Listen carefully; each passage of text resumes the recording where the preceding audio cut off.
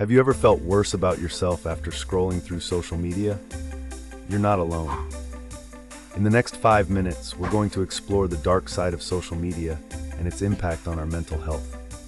Buckle up, because what you're about to learn might change how you view your favorite apps forever. Let's start with a staggering fact.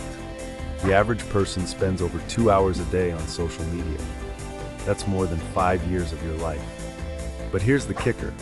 Studies show that the more time people spend on these platforms, the more likely they are to experience symptoms of anxiety and depression. So, what's going on here?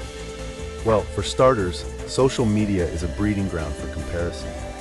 We're constantly bombarded with carefully curated highlight reels of other people's lives. It's easy to forget that what we're seeing is often far from reality. This relentless exposure to seemingly perfect lives can lead to feelings of inadequacy and low self-esteem. But it's not just about comparison. Social media platforms are designed to be addictive. They use sophisticated algorithms to keep us scrolling, liking, and sharing. Each notification, each like, each comment triggers a small release of dopamine in our brains. It's the same neurotransmitter involved in other addictive behaviors.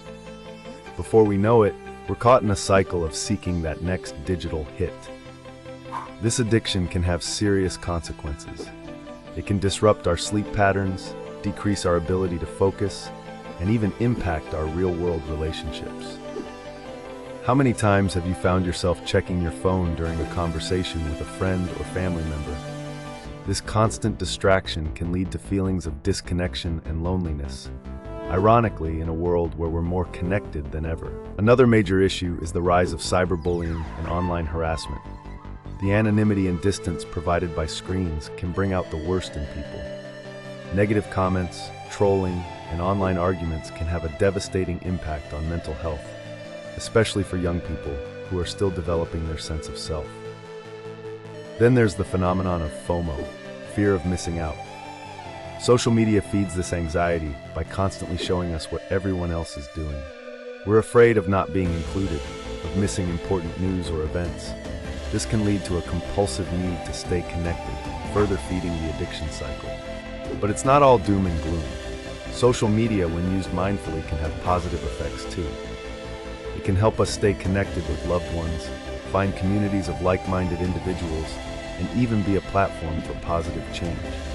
The key is in how we use it. So, what can we do to protect our mental health in the age of social media? First, be aware of how it affects you. If you find yourself feeling anxious, depressed, or inadequate after using social media, it might be time to reassess your relationship with these platforms. Try setting boundaries. Limit your social media use to certain times of the day or allocate a specific amount of time for it. Use apps or built-in phone features to track and limit your usage. Consider a digital detox, a period where you completely disconnect from social media. Many people report feeling happier and more present after such breaks. It's also important to curate your feed. Unfollow or mute accounts that make you feel bad about yourself. Instead, follow accounts that inspire you, make you laugh, or provide valuable information. Remember, you have control over what you see.